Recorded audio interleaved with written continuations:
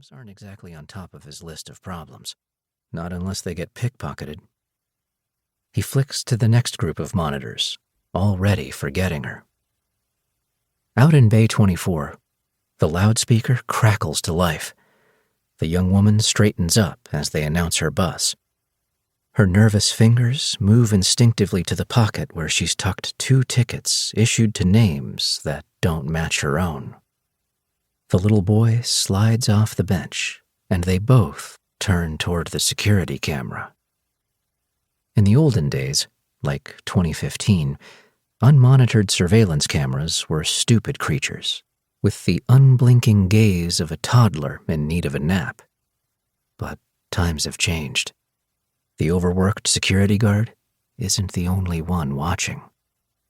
The camera in Bay 24 feeds its images to the cloud, where a piece of AI software triangulates each face in its focal range. All those eyes and noses and scowls, more data for its endlessly hungry maw. The system sees it all. And now, it sees her too. Even as the young woman shuffles toward the door, breathing diesel fumes, the software is measuring the geometry of her face.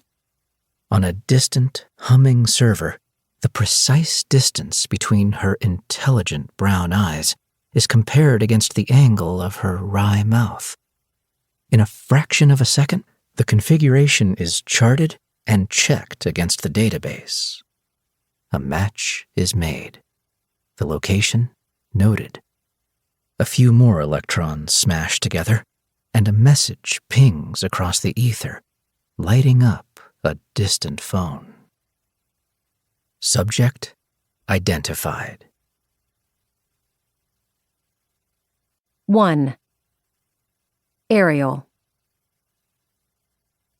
"Oh, Ariel, have you signed up for the picnic yet?"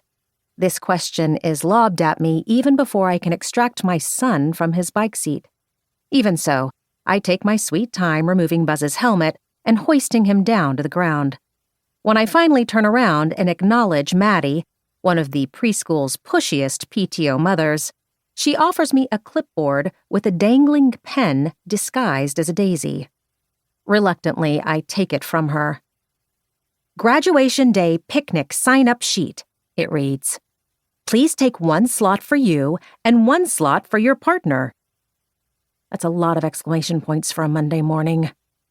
The list of jobs is numbered from 1 to 36. That's 2 for each of the 18 kids in Buzz's class. The choices range from baking 2 dozen cookies to running the sack race. The whole thing makes me feel salty. First of all, since when do preschoolers graduate? And then there's the careful use of the word partner.